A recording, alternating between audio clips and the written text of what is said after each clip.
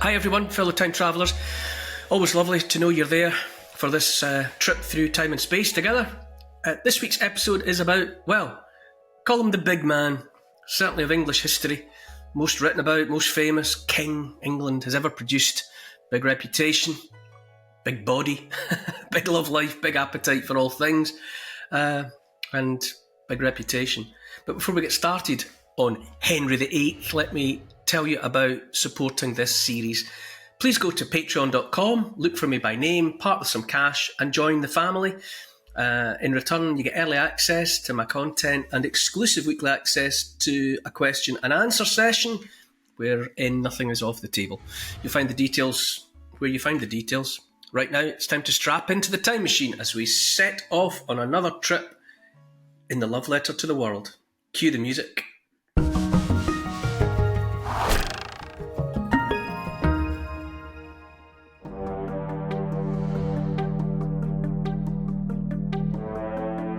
A religious whirlwind that would kill thousands has been unleashed in Germany. Reaching England, it becomes entangled with one man's earthly desires for a pretty woman and his obsession for a son to secure the royal line. There is no rage like love turned to hatred, or fury like that of a woman scorned. The king declares himself head on earth of the Church of England, and the Reformation has well and truly arrived. Endeavouring to understand history in hopes of illuminating the future, I'm Neil Oliver, and this is my love letter to the world. Hi Neil. In last week's episode it was 1519 as we set off with Magellan and Elcano on their perilous voyage to circumnavigate the world for the very first time. Where are we this week? Hello again, Paul. Yes, last week it was about a world's first, that being the first time a human being, or some human beings, had successfully travelled around the world. This week, though, we're crossing the English Channel and changing tack completely. We're steeping ourselves in a toxic mix of politics, passion and religious unrest. It's 1534 and we're in England as Henry VIII stamps his authority on the church. We're in England and we're with probably, I suppose if you stop 10 people in the street and ask them to name a figure from English history, it's Henry VIII. Everyone's heard of Henry VIII, not just in England and Britain, but you know, he's just one of those figures. There's been a million books written about him and a million films and all of the rest of it. So it's Henry, dear old Henry, vicious old monster that he was. To set the context, back in 1517, as we know, Martin Luther inadvertently triggered the Reformation. He was upset about his fellow churchmen selling indulgences, giving people get out of purgatory free cards in return for cold cash, and 94 other things besides that he pinned to the church door in Wittenberg in 1517, the 95 Theses as they were called. Anyway, like I say, there was a storm ensued from 1517 onwards, and it, like bad weather, it just went back and forth across Europe and Britain and the world to some extent. So, that being the context, fast forward a few years to 1524. Right, now imagine the scene. We're at the Royal Palace in Greenwich. Obviously Greenwich is of a different nature now. For most people it's the Royal Observatory and all the rest of it, but in the time of Henry VIII it was all about the Royal Palace. So we're in there, we're in the grounds of the palace, a patch of ground called the Tilt Yard, which is where the knights would practice their jousting, thundering up and down with lances levelled at one another and all of the rest of it. And Henry VIII had always been he was very athletic. Before he became a monstrous, bloated old horror, he was quite the guy, quite the athlete, and he was very keen to take part in all of the activities of jousting and knightly combat. And so, picture the scene. We're in the Tilt Yard in the Royal Palace at Greenwich, and it's like a stage set. They called it the White Castle. Some prop, some stage set that's been put up for the occasion. And in its vicinity, there's a lineup of young toffs, young nobles, ready to show off in front of an audience of, well, the Queen, Catherine of Aragon, and assorted ladies of the court and their ladies in waiting and whatnot are providing the audience. So that's the set, and then clattering into view come two apparently old knights, old men, on horseback, grey hair, straggly beards, and they come forward and they get in between the lineup of young nobles, young knights, and the Queen and all her associated ladies. And one of them reads from what you would call a petition. It's a long, purple prose, but it includes in part that although youth had left them, and age was come and would prevent them to do feats of arms, yet courage, desire, and goodwill remained with them, and bade them to take upon them to break spears, which gladly they would do. So, high drama, these old guys are going to come and challenge the youngsters to show that they've still got it in them. Queen Catherine of Aragon, gives the thumbs up, gives the go-ahead for the action, and so it begins. And with a great flourish, they take off their wigs, as it turns out, and their fake beards, and it's Henry VIII, the king, and his best friend, his mucker and brother-in-law, Charles Brandon, who's the Duke of Suffolk. Henry at this point is 33, and Brandon is 39. So, you know, by the standards of the day, I suppose they are knocking on a bit. One of the books on my shelves here is, I've got several of David Starkey's books about Tudors, and one of them is The Six Wives of Henry VIII, and within that book, Starkey suggests that in amongst the ladies was Anne Boleyn, the famous, the legend that is, the ghost that walks, Anne Boleyn. She would be about 23 years of age by that point, and she's one of Catherine's ladies in waiting. She's the sister of Mary Boleyn, who had previously been a mistress of Henry VIII. Right, so she took a turn in the saddle, as the saddle for Henry VIII. But she's the wife of William Carey. Mary is the wife of William Carey, who was a gentleman of the Privy Chamber, but that didn't mean anything, that didn't matter. And, you know, she had done some time, she had served some time as Henry's mistress. So it was in the family, you might say. But it's Anne Boleyn, the younger sister, that's there by now as a lady in waiting to Catherine of Aragon. And believe it or believe it not, what then ensues is a moment worth considering in the history of England, and thereby the history of the world. Henry went after an opponent in the form of young Anthony Browne, who was a contemporary of Anne's, and it was known to the court, that he and she had been together, well, in the same geographical location, in the same postcode, in the French court. And that may or may not have played towards Henry's jealousy. Starkey writes, was King Henry also fighting in Anne's presence and for her to show that he alone was fit? So David Starkey suggests it's not known if Anne Boleyn was actually there, but there's good reason to think she was. She was definitely one of Catherine's ladies in waiting at that time, and it would hardly have been unlikely that she was there in the audience. But let's imagine he was showing off because Anne had already caught his eye. And it's certainly the case that soon after that event, which is well testified, it definitely happened, the jousting in front of the White Palace, Henry certainly then set his hat at Anne Boleyn. And it would hardly have been out of character for Henry, because he tended, as you would, he tended to pay attention to whoever was in his line of sight. It's like that bit in The Silence of the Lambs, when Hannibal Lecter says, you know, how do we begin to covet? We covet what we see every day. So Anne Boleyn was there and had fallen under Henry's gaze, and he was attracted to her.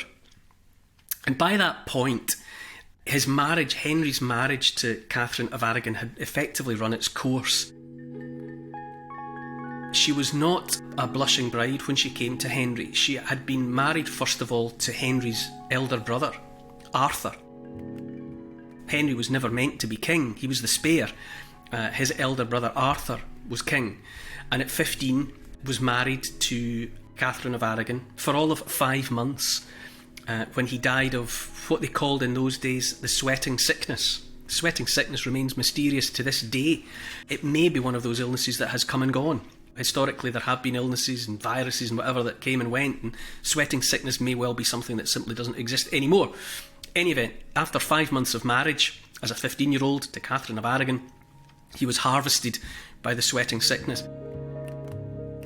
So Arthur, the would-be King Arthur, is out of the picture, And when Henry VII, their father, dies in 1509, Henry succeeds him as king. He's 17 at that point.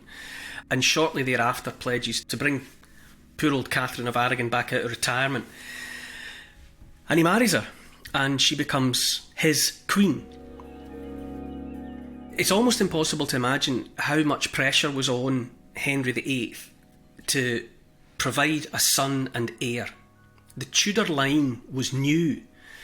Henry VII, his father, had been the first of the Tudor family of kings.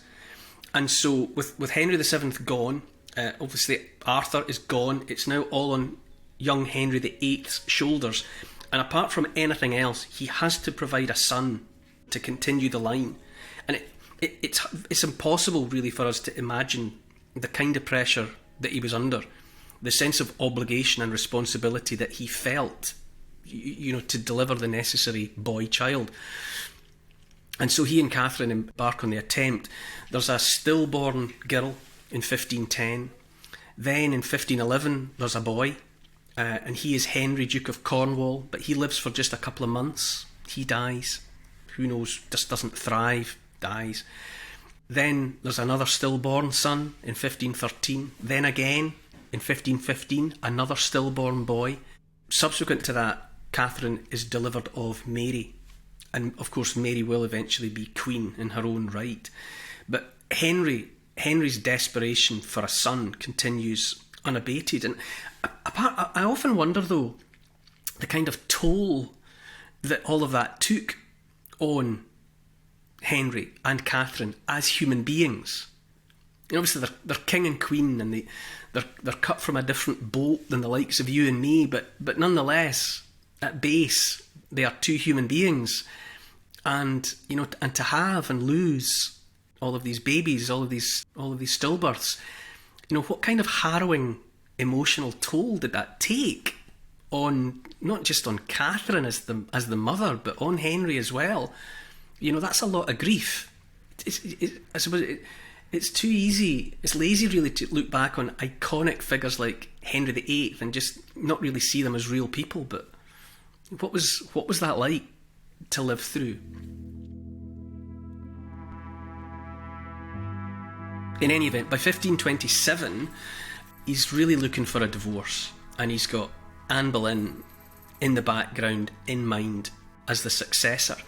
And he embarks really on an ultimately cruel scheme to get rid of Catherine of Aragon, to get her out of his hair. And what he does is he invokes what was called the Leviticus curse. It's from Leviticus in the Old Testament, Leviticus 20:21. And if a man shall take his brother's wife, it is an unclean thing. He hath uncovered his brother's nakedness, and they shall be childless. Okay, so the idea was that if you did what Henry had done and marry your brother's widow, it was unclean.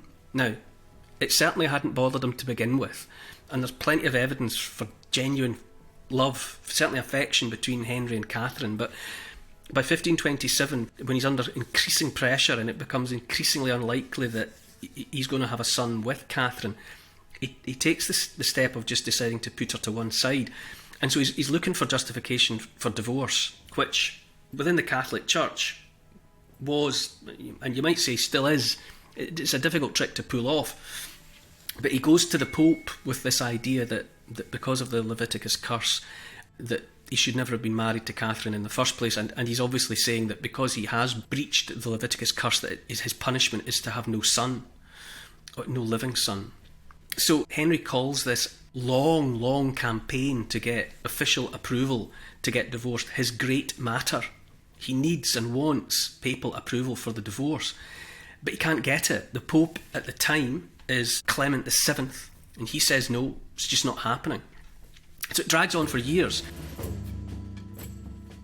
In 1532, he gets the support of the English Parliament and declares himself, get this, supreme head on earth of the Church of England. Now this is part and parcel of the Reformation playing out. This is the Reformation arriving in England in a material sense. So there's that event in 1532, and then in 1534 there's an act of supremacy which underscores his position as head of the Church of England. And there's no doubting that it's hard. All of it is spiritually hard on Henry. He was a devout Catholic. As recently as 1521, he had actually condemned Martin Luther. You know, he had spoken out against Martin Luther and the reforms that he had been calling on. And Pope Clement's predecessor had been Adrian VI, Pope Adrian VI, and he had actually made Henry Defender of the Faith. And that's a title that echoes down to, you know, King Charles, just coronated.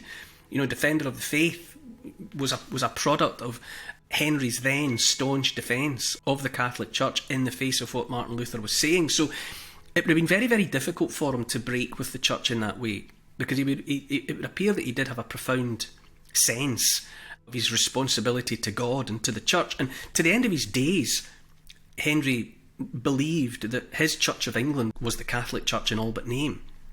You know, he was just establishing himself as its head so that he could do what he wanted when it came to his marriages. In our day and age, the church is still powerful, but it's hard to get your head around how powerful it must have been then, isn't it? It's always hard. It's impossible to know what was actually in any individual's head and heart. And I suppose you'd have to allow for the possibility, maybe, that Henry thought it was all a lot of nonsense. You know, as people in the present day think the faith is a lot of nonsense. But it would appear, by all outward appearances would say that Henry VIII was a devout Catholic, publicly and privately. And to do what he was doing in order to further his needs, wants, likely took a toll on him. And it may well play into and begin to explain the transformation that happened in his personality. You know, by the end, he was a dreadful monster of a man. He was injured. He had taken on a jousting injury in his younger days, which was never properly healed and caused him pain and discomfort until the end of his days. And there seemed to have been multiple factors playing into a transformation of his character, but the pressure that he was under, needing a son and heir, falling out with the church, having to take the stance that he did, who knows what kind of a toll it took on him in terms of his personality. But in any event, all of his desire, all of his determination to get with Anne and to get her legally wed, he was prepared to do whatever it took, and so he did. He had a daughter with Anne Boleyn, but no son. That was the great tragedy of Anne Boleyn's life. And so, well, long story short, he dispatched Anne Boleyn. She was accused of all sorts of being unfaithful to him, to put it simply. A little bit more complicated than that, but in any event, she was beheaded and she was out of the picture as well. Followed up with Jane Seymour, who did give him a son, the son who became in time Edward VI king. So there he got his heir, there he got his son and heir. Jane died. She never recovered from the childbirth. She died from some or other infection, postpartum, post-childbirth. She didn't survive the childbirth bed. Then that process continued. He married Anne of Cleves and divorced her. He married Catherine Howard. In time she was beheaded. Finally he married Catherine Parr, and she outlived him. She actually survived the whole process of being married to Henry VIII. The Reformation was in full flower in England, and for that reason, the impact that King Henry VIII made on the destiny of England, and therefore of Britain, and the repercussions that it had throughout the world, that meeting with Anne Boleyn was definitely part of the story of the world in 100 moments. Do you think Henry was aware of the huge religious and political repercussions he was unleashing? You make an assumption that people 500 years ago were broadly the same. You know, that their circumstances were different and they lived in a different period of history, but cognitively and in terms of their human consciousness, I've done it too. You indulge yourself with the notion that they were just like us, and that if they could be, I don't know, transported ported into our time, that they could cope with it and that they would fit in and that you could talk to them.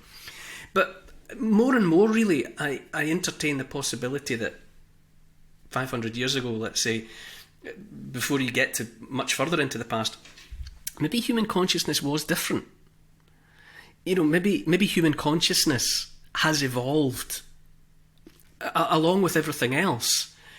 And I wonder at the extent to which, let's say, Henry VIII, as a 16th century man, and like all 16th century men, were just profoundly different. If they had a different perception of reality and spirituality, I don't know. But I think it's too tempting to think that they were just like us. They just happened by chance to be born, to live and to die in the 16th century. But if they'd been born in the 21st century, they'd have been, playing with the internet and driving electric vehicles. And that they would fit into the way that we perceive reality and the way that we understand the world. But maybe not. Maybe the human consciousness in the 16th century in England and elsewhere on the planet was just different, so that we can't really connect with the way their minds worked and the way that they responded to events. I don't know.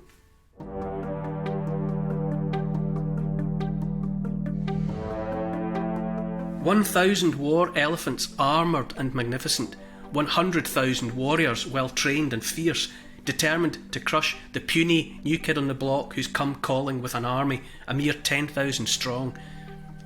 For the first time on the Indian subcontinent, heavy artillery opens fire.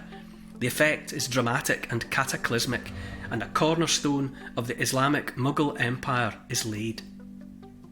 Next time in my love letter to the world.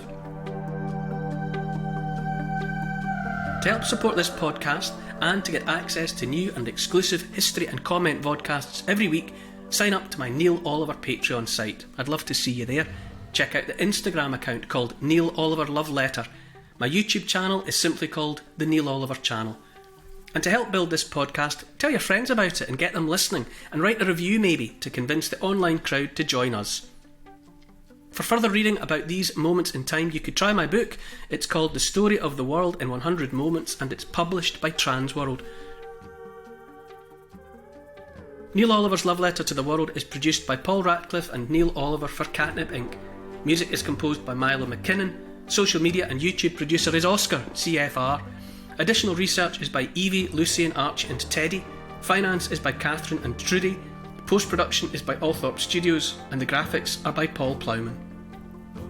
Thanks for listening.